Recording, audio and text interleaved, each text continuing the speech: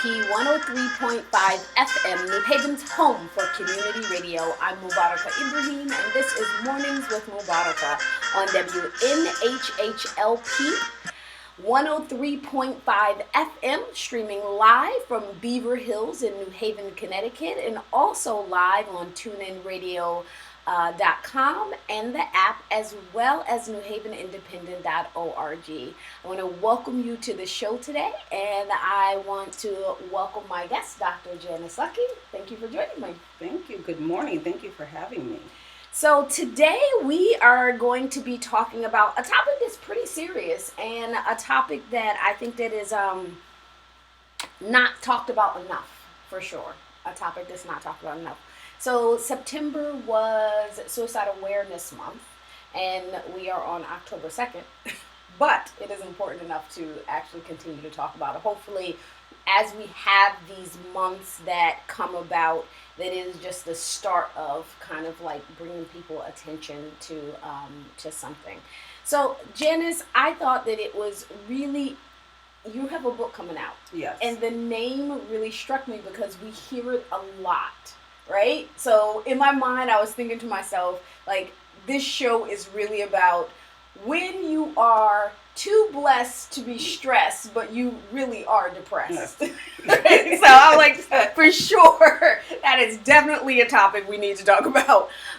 So tell me, I always like to start my show off with the guests, just telling me a little bit about the guests first, and then kind of like talking a little bit about who you are. It helps people, I think, get a better grasp of why things are so important and how we find the things that we know that we can make a difference in our life. So first, I'd like to share a little bit about Janice. So Janice is she's a therapist. Am I using the right terminology? Yes. And she is the owner of Rubicon Center for Counseling and Wellness, as well as Jordan's Health and Wellness, which is a nonprofit that focuses on middle school children with chronic illness as well as homelessness among adolescents. She has a PhD in educational psychology with a focus on counselor's education and an MS in community counseling. You have a practice in North Haven, Connecticut. And are you from the area? Are you from Connecticut? I am from Connecticut. I grew up in West Haven. Oh, okay. All right. Awesome. And so tell me a little bit about your upbringing, because that was a large part of your story. Your parents They were ministers. And my mom, Mary Lucky, was an evangelist. My dad was a minister, and they were 22 years apart. And so he met my mom, and she had two kids, and then they had three together. So I have a very large extended family because my dad was married before. So I've more recently, over the past years, have really connected with family from my dad's side. And so they grew up in the church.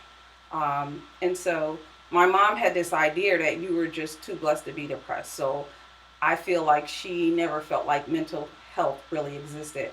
My dad, on the other hand, I believe he was just more open to stuff, but no one was really, he's from the deep south, so no one was really talking about mental illness. Plus he's a man, so it was very different for him. But I remember growing up and us having feelings about, sadness and things like that. And my mother would say, like, you have a roof over your head, you have food in your stomach, nobody's sick, nobody's ill, you're too blessed to be depressed. And we would constantly visit churches, and you would always hear that running theme, like, you're too blessed to be depressed, you're too blessed to be depressed, you're too blessed. And so it was really driven home to us in our heads and within our family. And I believe that my sisters, as well as myself, we all suffered from depression. And looking at my mother's family, there was a history of mental illness in my mom's family. And I'm not really sure about my dad's family in terms of, mental illness. So was it diagnosed mental illness, or something that you reflect on now that you are a therapist? I think growing up, there was definitely, you could see that there was something going on. We didn't really know what to call it or what it was because we weren't really introduced to this whole ideology of mental illness. Back then, people were using the word mental retardation, or, those were the terminologies that we heard. Or if someone, acted a little strange, oh, well, such and such is crazy. Because, and there was really, so that whole idea of mental illness just was not prevalent in our home. It was not a word that you heard at all. And I think growing up in a Christian faith, it wasn't something that was grasped either, that even existed. So not only in your immediate family, but your extended family didn't really like talk about mental illness as well. No. So as a child, how were you taught to deal with different types of feelings that you were having that just, made you sad, or were you given any coping skills at all? No, it was, you need to pray, read your Bible. When you hear that as a kid, I don't know if anybody has ever read, King James, the King James version of the Bible. Like, it's difficult for adults to grasp and read it with spiritual interpretation versus a literal interpretation. And so we were told, you just need to pray. Take your Bible, go pray. And I'm laughing because when I had kids and I started bringing them to church, we had teen Bibles. I bought them teen Bibles, which, they were, written so that they were stories so that teens.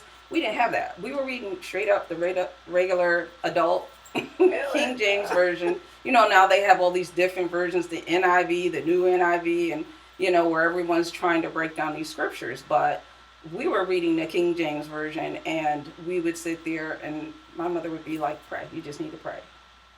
And so it was really hard because I struggled with feeling sad. And I had a sister who one time actually went to a school counselor. And I remember my mother losing her mind because I guess laws around confidentiality were very different at that time. So I remember the woman must have had called my mother on the phone, and I heard my mother flipping out. House business is house business. And I'm sure my sister was just like... And how old was your sister at this point? She might have been in middle school. Okay, and how old were you? I was probably in elementary, because we're about 2 years apart. Okay. But my mother flipped out. Like, she didn't want her talking to them. You don't tell those people, you just need to pray. So... Do you remember if your sister was she going to the counselor because she was feeling sad? Because... I don't remember what was said. We never discussed it, but I heard my mother really losing her mind about talking about stuff. We were all growing up in an African American family. We were taught, house business is house business. So if anything went on in the house, if there was any kind of struggles, and say, as a kid, you were told or you overheard something and it began to stress you out and you weren't allowed. And we grew up with this ideology that kids should be seen and not heard.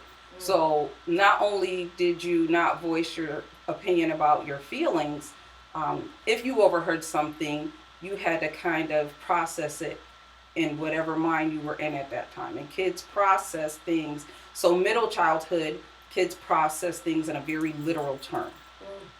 And so there's no gray areas. So, I always tell people, with domestic violence, they'll say, oh, the kids never hurt us. And I'm like, well... if they never seen us. And I said, well, if they heard you, then their mental pictures are going to be very different. They're going to make up a mental picture to go along with whatever they heard, or even the aftermath so it's the same thing. If there were struggles going on in the home, kids are like, oh my God, are we going to be homeless, or this, that, and the third? Because middle age is very, very literal. They hear something and there is no shades of gray that parents are working it out. Financially. And so I'm not sure what my sister said, but your mother didn't like whatever she said. Whatever it was, you went to a counselor, you talked to a counselor. And so we, and my mother, if someone was getting in trouble, you knew it. The other siblings knew it, and you knew whatever it was she did, I'm not going to do it. So it kind of made us all like go back in a shell, you know, and get smaller and smaller and smaller. That, you know, we're told we shouldn't be, we should only be seen and not heard. So that concept kind of drove home. How many siblings do you have? I have 3 sisters and I have one brother who passed. Okay. So growing up, you were all kind of like taught that same kind of philosophy. Same mentality, that same philosophy. Now, you were telling me that you kind of struggled a little bit with depression when you were young. I did struggle with depression really bad, feeling sad a lot and thinking there was something wrong with me for feeling this way. And it wasn't anything earlier on in the earlier years. There was no trauma. But I remember always being an anxious kid. I was a bedwetter. And then I remember it was preschool, kindergarten, I would cry the whole time I would go. And I remember them saying to my mom, you could send her, but we're just going to sit her in a corner. Like, she cries the whole time. And there was even a time I remember my sister, who's 2 years older than me, we're really, really close. And they would go get her out of her classroom and be like, could you calm her down? You think that was because you had anxiety? I think it was a lot of anxiety. And my mother would chalk it up as she's used to being with her sister, she's spoiled. And so that brings a really interesting question as to, like, when is it that you should be kind of like concerned that a kid is just opposed to crying a lot because they're quote unquote spoiled, as opposed to what are some of the signs for younger kids that they might be dealing with anxiety or depression and they just don't have the words for that? And so I think one of the things is you try to rule out everything else. So that's how we do it in this field. You know, if you tell me your kid is doing X, Y, and Z, excessive bedwetting, like, you know that your kid has no medical issues, there was no early trauma, and this kid is still bedwetting. That's usually a sign of some type of nervousness. And so bedwetting isn't necessarily uncommon. So at what point does it become a concern? Like, and of course, this has always been an interesting question to me. Like, when is it okay? Like, okay, this is just a part of childhood versus, okay, this is a concern. Well, I felt it probably should have been a concern with me because I wet the bed or struggled with it a long time, when other kids weren't, and I wouldn't wet during the day. It was only at night. And so something like that, you would say, okay, is there any problem with the kid? Does the kid have just a smaller bladder? Okay. So when you say a lot, what age? I probably still had some episodes, probably into middle school.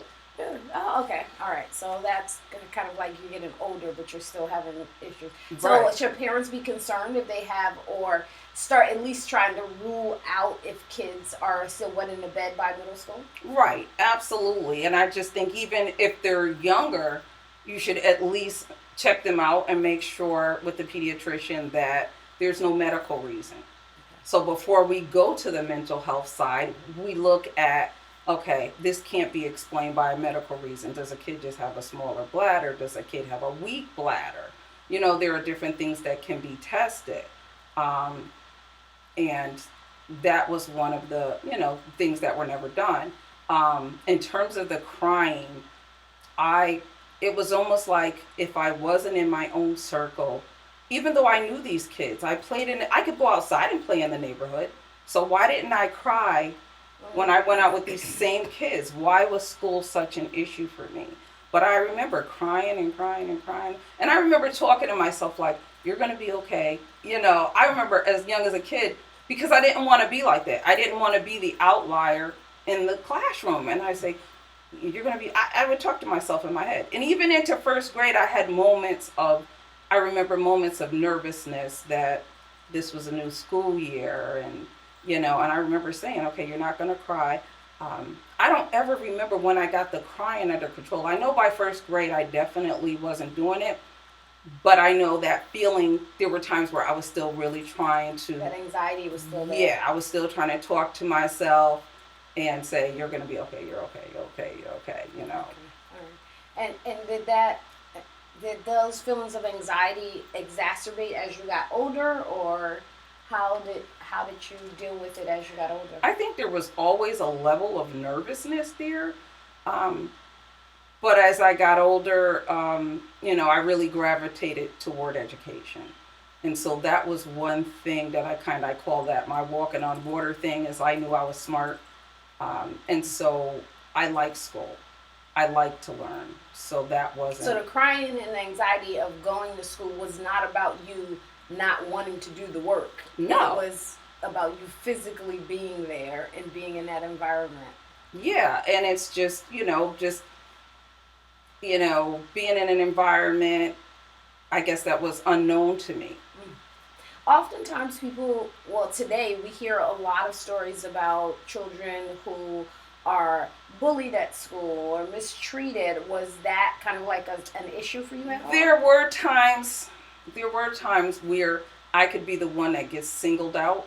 And one of the things I tell my clients is that whatever's living on the inside of you, you are going to attract that.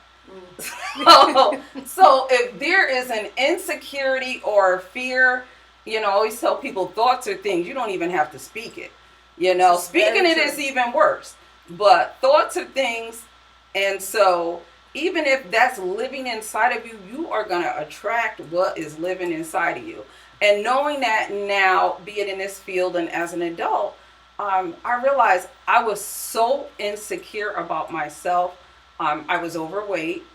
And so I got made fun of at home about peeing in the bed, about being overweight, about eating too much. And so if there was any kid that could get picked on the bus, it would be me. It would be you. It would be me. It would be me. I remember some older kids, even being in high school, laughing at me and saying, "Oh, she's got a mustache," and this, that, and the third. And I remember me going home shaving it. Well, if you shave it, it's coming back even thicker. And I remember trying to sneak and get a razor to shave it, because I'm like, oh my God, and I might not have even had a mustache, but these were just the older kids, right. The upperclassmen being cruel.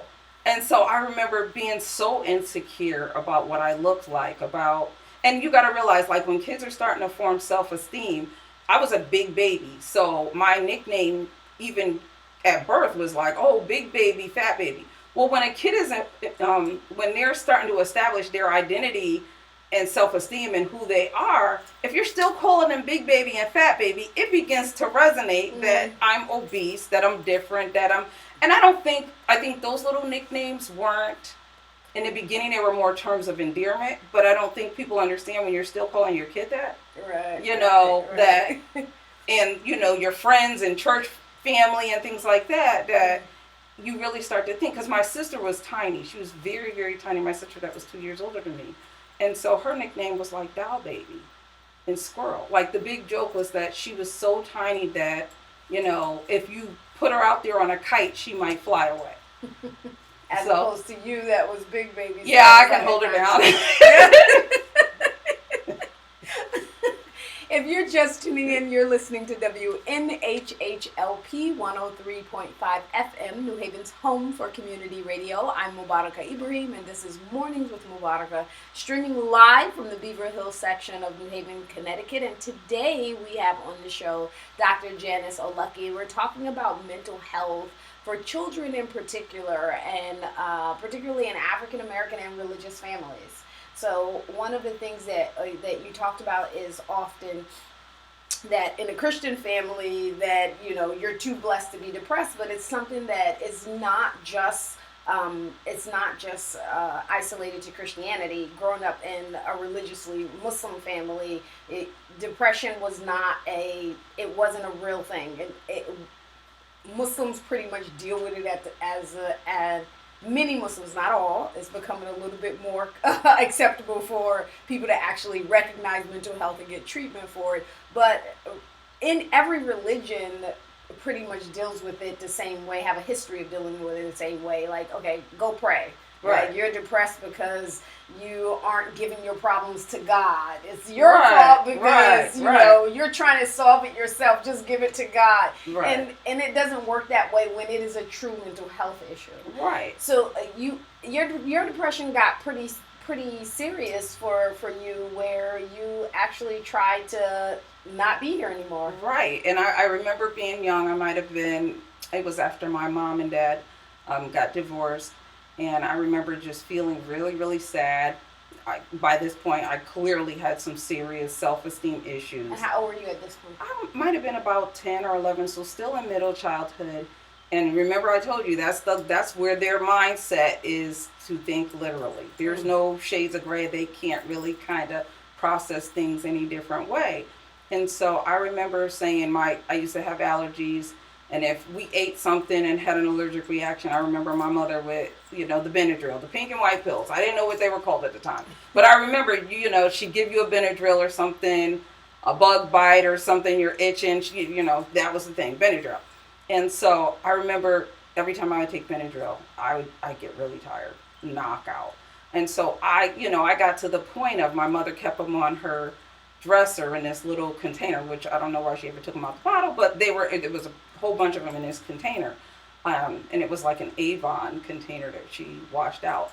And so I remember thinking, if one of these will make me sleep, as long as, I thought I was sleeping when I would take them, I'm like, a whole handful would not allow me to wake up. And I remember taking a whole handful and laying on a couch. I don't know why the couch, we had this like like a gold color couch with plastic, because back in the days everybody put plastic on everything. And so I remember laying on the couch thinking, I'm not going to wake up, and all of these problems will be gone. And I remember at some point someone must have got me up to go to bed, or whatever the case is, because I woke up the next morning in my bed thinking, God, why am I still here? Why am I still here? Do you remember the things that were going on to you in your life that was just so overwhelming you didn't want to be? It was the teasing. Was there other things going on that you just really just didn't want to be there? I think it was I just felt sad, and I didn't know what it was connected to. That sadness came before like the teasing came in school, and so there was a lot of teasing at home as well. And I knew my sisters and brothers loved me, but it was just an atmosphere, and my mother struggled financially. And so I just remember saying, I just don't want to be here. I just want to sleep. I just want to sleep. And I think that's a lot of times with young kids. Many people will tell you, see a lot about adolescent suicide and, people dealing with depression and, stars, taking their lives or overdosing. But I don't think there's a lot. You don't hear a lot about when a child does it. And I think sometimes it's because people don't realize why that kid died or what happened to that kid. Younger kids are more apt to run out in the street in front of cars, which, think about it, if a kid ran out in the street and got hit, you're thinking that kid wasn't paying attention. You don't think that it was on purpose. Right. And so I think that middle age group is definitely different. You're going to look for, is my child more anxious? Is my child a nail biter? Is your kid biting their nails? Do you look at your kid's nails and notice that they're chewing on things and that's a sign of nervousness. It becomes almost a habit, and most of the time the kids don't even know that they're doing it. Okay.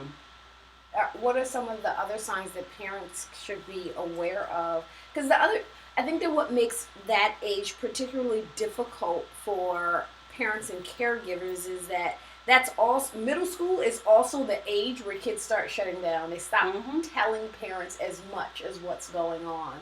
What are ways or signs that parents can look for at that age?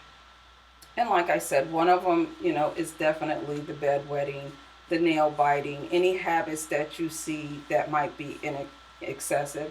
And we always try to rule out the medical stuff. So like those pica behaviors, which, sometimes kids will put things that shouldn't be in their mouth, non-food items in their mouth. Sometimes that can be different types of deficiencies. So that's why we always want to make sure, if we see that behavior, that we're not just saying, oh my God, my kid is depressed, let me take him to a therapist, but more so, let me rule out this medical thing. Because pica behaviors can be So would the first step as a parent would be take them to their pediatrician first, Right. and express all of this, all of the things that you've noticed, Right. and the pediatrician can be able to rule out any medical reasons. Right, for those and things. usually they'll send them for blood work or different laboratory tests. The other thing is aggression. Sometimes you have kids that become very, very aggressive. Kids that don't seem to be like socially meshing with other kids. Mm. So there could be, different things going on. Even with the severe hyperactivity, you got to make sure that you're not dealing with a kid with ADHD. Mm. So it actually sounds very difficult. It does, and that's why, like you said, this age is just, that middle age group is tough. Mm. It's really tough. Now, after you tried to put yourself to sleep, did you tell anybody? No, never told anybody. And so never told did you anybody try didn't get again? sick. No, because I thought, and it's funny because I always think, me and God have this relationship where he realizes that I'm a joke sometimes, because I was just like thinking like, man, I can't even get this right. Like, I better stop. My thought was I better stop, because what if I, don't follow through, but then I impair myself. And one of the things that I really gravitated toward, like I said, my walk on water thing, self-esteem wise, was academics. I knew I was smart. And even at that age, somehow I remember saying to myself, like, what if I'm just stuck in this world and I can't function? And all I have is my brain. I thought to myself, all I have is the one part of me that I love is my brain. And so I stopped. I did have another episode when I was a young parent where I felt like it, but by then I had kids and I was like, who are going to take care of these kids? They only have me. So, and that kind of passed. And So after your attempt when you were 11, how did you handle your depression as an adolescent? Or did it just gradually get better? It didn't gradually get better. I think I began to just cope. I was an emotional leader. But because there were all these eating issues at home where I was kind of berated for either overeating or, being heavy, I would cope by like sneaking to eat, or I couldn't go in the cafeteria. I hated the cafeteria in high school. I remember hating the cafeteria in high school. I didn't like crowds. I wouldn't make eye contact with people. I'd grab my books. And I had friends. I wasn't the in crowd, and I had some friends that were in the in crowd. They were the cool kids. My sister that's 2 years older than me, very, very bright. And so we were in high school together at the same time, where my brother and my other sister, my middle sister, they were in high school at the same time. And so, but my sister that's 2 years older than me, she was with like the honor roll kids, this, that, and the third, I just kind of never fit in anywhere. But I had friends, but it was just like, I would isolate. I did a lot of isolating. And so that's how you pretty much just coped and put your head in your books. Right, right. Yeah. I knew that was one thing that would never hurt me. It didn't make me feel bad. And like I said, it was the part of my self-esteem that I walked on water with. So you've said that several times. Explain your concept of walk on water. So can everybody walk on water? No. And so, there's a scripture in the Bible where Jesus tells one of his disciples to get out the boat and to walk on water. And it's having that faith that, God got you. And so for me, it was about, this is the part that I knew I had. Okay. Like, I knew that I could walk on that water and not. Deep faith in. Yeah. Okay. Deep faith in your ability to achieve. Yes. Okay. All right. That's good. We want to make sure, because I'm sure there's somebody out there that's like, what is you talking about? So now you know. When you have deep faith in something, that your complete self-efficacy and faith that you can achieve it, then you're walking on water. Awesome. So tell me a little bit about as you got older and you began to recognize that, this was depression as a child, did you like talk to your family about it? Or did you tell them like this is what I was going through? No, I did not. I did not. It wasn't until, ironically enough, it wasn't until my mom passed where I couldn't. Usually, I had been strong, and it was just like um, when things had to be done or whatever. I was a sister, like I was gonna fully execute it, And so when she passed, I was like, okay, I have to get this funeral stuff together, this, that, and the third, be strong. But I had a lot of things going on at the time. I had a new child, a new marriage. Um, the job was just so stressful. And it was just a lot of, and I was supposed to be working on my dissertation. I'd finished all the classwork, all the coursework, but then my mom passed. So it was like, ooh, okay, I don't want to do this anymore. So that was when I really, I think, emotionally hit rock bottom, because over the years I had gotten really, really spiritual in my faith. I always say, my mother had 5 kids, and we were all brought up the same way, and I'm one of the ones who really, even though I didn't like what I seen in church, I didn't like sometimes the hypocrisy in terms of the messages that were given in man-made religion and organized religion. I knew me and my higher power were very, very connected. So I built upon that over the years, even though there were times that I was depressed. Typically, I could meditate and get myself out of it, and talk myself out of it. And so that was my coping skill. But when everything kind of piled on me, I fell apart. And I was just like, I was still going to work. I was still functioning because, we still have to pay the bills. But it was my doctor that noticed. She was like, oh, how's that dissertation coming? Are you almost done? You should be done by now. And we're talking like, this was almost maybe 4 or 5 years after my mother died. I literally had done the last classes and never went back. And so, and was registering, because I had to register. You had to register every year saying you were like doing research. But before you get to research, you should have known what you were supposed to be researching. And you would have had that conversation with the chair of your department. And I was just like, well, whatever, I'll just keep active. And she says, are you almost done? I was like, oh, I kind of gave that up. And she was like, what? And she began to talk to me. And she says, Jan, I want to write you this script. And I think this would be very, very helpful, because I used to tell her how overwhelming work was.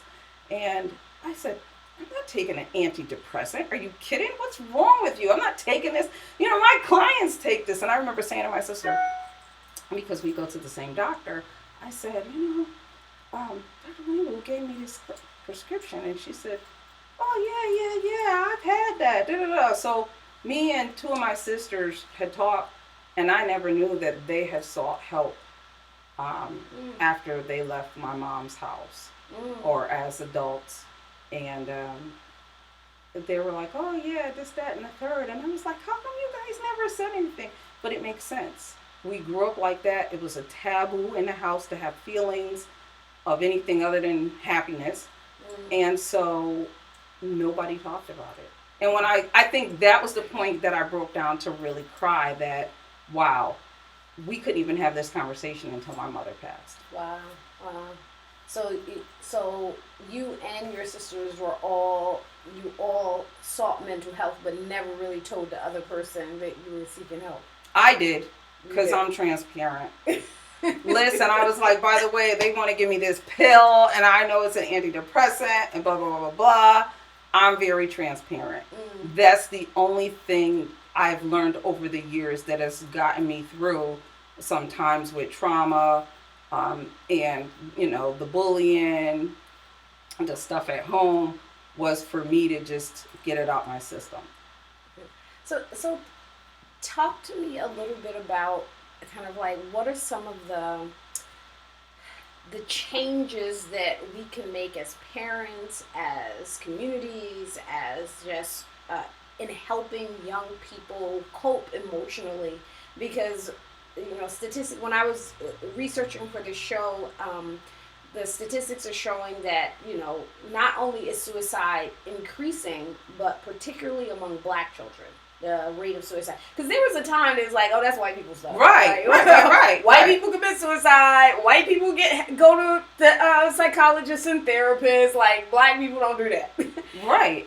It's changing in the last 3-5 years. You can see certainly a lot more talk about it, a lot more consciousness just in general on social media and having conversations and conferences. It's becoming less of a taboo. But my fear is that it has become almost like a catchphrase where it's very surface. Are Black people just talking about mental health, or are they actually seeking help? So I will say that definitely Black people are definitely seeking mental health. Mm-hmm.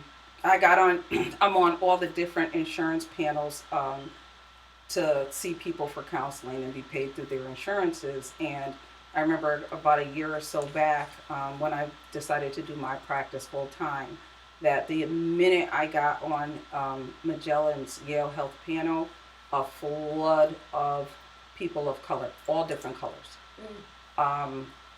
started coming in. And it was just like literally soon as I put my picture up there. So not just seeking help, but they're seeking help from Black therapists. From Black therapists.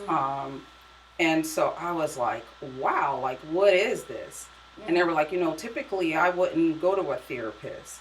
And I was like, wow. So people knew that they needed help, but didn't feel comfortable if the person didn't look like them or wasn't a person of color, that they couldn't understand their struggle. And so I was just like, wow, this is really increasing. But I think you're absolutely right. When we talk about people, it was like, that's a white thing. You don't kill yourself. Black people don't kill themselves. We've gone through slavery and struggles, and and we're a strong race and this and that. But, and I always tell people what they don't understand is even though we are resilient. It just is what it is. And I do believe that we carry a level of resiliency that may be higher than, other cultures because of our struggle and what we've had to overcome. And it's kind of been passed down generationally. But what's also been passed down generationally has been histories of trauma. I mean, there was a lot of abuse going on in the South. When you see these movies that depict, what Southern life was like, years ago in the 50s and the 60s, where people just didn't tell, there was a lot of molestation going on. Domestic abuse. Right, that's trauma. Yeah. So trauma is going to, how do we get to a mental health state? Sometimes genetically, our bodies just don't produce certain hormones that we need to keep us up. This is why exercise, when people exercise, those endorphins, they're like, people will often say to me, well, when I can get to the gym, when I can go to the gym, I always feel better. It's those endorphins. That means your body's probably not producing enough of something. So, that's one way where you could see, we could just be hardwired differently. Right. But then there's also situational stuff, situational depression, anxiety, things like that. So there's that chemical component. And so if we look at it from that aspect, I wouldn't tell my diabetic son, we're just going to pray, don't take your insulin, eat all that sugar you want, you're going to be fine. We're going to pray that your blood sugar, stays where it needs to be and that your pancreas just continues to work in the name of Jesus. And so it's funny because I've literally heard people say that. Like, right. I'm not, my doctor said I have diabetes, but I'm not going to claim that. I'm not going to lie. I will not claim type 1. I am praying you claim diabetes though. Yeah, but, yeah. Okay, I mean, there's definitely diabetes there. Right. I'm not claiming type 1 because I'm like, dude, we are going to pray for healing that your pancreas continues to produce insulin. Even though diabetes But you're gonna take the steps, right? We're gonna take the steps. Okay, I'm, all right. I'm on it. Right. His blood sugar comes over on my phone. All right, good. So, and I always tell people, you wouldn't tell a diabetic or you wouldn't tell a cancer patient if there was a cure, you wouldn't tell them don't take that. Right. We're just gonna pray for healing. And don't get me wrong. There's been a lot, like you said, there's more stuff now that you see on social media. I've actually seen different different groups and different faiths, kind of posting their sermons and stuff on the net, where maybe about a year ago, I seen a gentleman said, you can pray to God for healing for the depression and go to a therapist at the same time. And I was like, oh my goodness, it's got to the black church. Like, they're getting it, that these things do exist. And, I always, when people say, oh, I'm too blessed to be depressed, and they're, saying, well, my higher power and this, that, and the third, and it doesn't matter who their higher power is. I always say, oh, okay, well, who do you thought created this doctor who came out with this medication? And like, you think that idea just came from anywhere? Like, just like, he has the power to heal you. He, she, whomever has the power to heal you. What about to find you the cure for that? And what if that cure is in medication or some type of therapy? And so that always messes people up. I let them take that back and kind of sit with them and just really try to think about and try to process that whole thought that it could be, what if it's a chemical thing? And your body's just not working properly, or you were just hardwired differently? What if those situations that you've been through of trauma, you're still walking around with them, and now you have so much heavy that you can't unload any of this stuff, and now you're breaking down, and now you can't function in all your areas of life. So we have just a few minutes left to the show. It goes by so quickly. It does. It really does. What are some of the things that you want to leave our listeners with pertaining to particularly paying attention to the mental health of your children? I would say look for those signs. There are these average things that, people have coined. This is the average behavior of kids. Also, too, family history. You don't know how many people I get that say there's no family history of mental illness. That's one of the questions that I ask. And so I really have to break it down and say, has there ever been a time where you've seen your parents isolate more? Have you seen your parents cry more? Or, and then they start describing their parents' relationship, or some things, there were times where my mother was just crazy, or whatever the case is. And I'll say, what did that look like? Were there any substance abuse issues within the family? Because before there's substance abuse issues are medicating for something. Right. People always, and I think that is also very common, that we look at substance abuse as the issue, but it's not the issue. It's them trying to self-medicate for the issue. Exactly. It's very rarely the actual problem that people are having. Exactly. And so situations, watch what we tell our kids. You can speak things into existence. You call your kid lazy. Watch how you talk to your children, and how it impacts, their growth. If you see a kid, sometimes these kids from, little kids, you see them, they have a struggle with being with other kids, as little as 5 or 6, like I said. And so you want to just watch your child and say, is this getting any easier for this child? I had a parent who said, I raised all my kids, but I always knew, and her son, we had diagnosed him with schizophrenia, because there are things that won't get diagnosed until after the kid turns 18. But she said he was always different, and she described these behaviors. A lot of things in kids, they'll say they're just being oppositional. Okay, but what's behind that? Because for younger kids, they look at the behaviors, the aggression, the sadness, the crying, the isolation. Are they doing more things to get attention, and they just love negative attention? They don't care. What's really interesting is that when you talk about the aggression in particular, oftentimes we focus on, I feel like today, there's such a huge focus on bullying, and we are looking at the kid who's being bullied, But it sounds like we really need to look at the bully. They themselves may be having the issues of depression or anxiety or things like that. Absolutely. So, thank you so much. Before we go, I always like to make sure that if someone wants to get in touch with you, what's the best way for them to get in touch with you? Well, I have a website, www.askdrlucky.com. And so most of my information is there. They can also, there's a phone number there that they can call or they can email me. And everything is on the website. Everything is on the website. AskDrLucky.com. Well, yes. Thank you for joining me, and thank you guys for listening. Thank you for having me. You've been listening to WNHHLP 103.5 FM, New Haven's home for community radio. I'm Mubarakah Ibrahim, and as I remind you each week, go about your week to be a voice and not an echo. Until next week.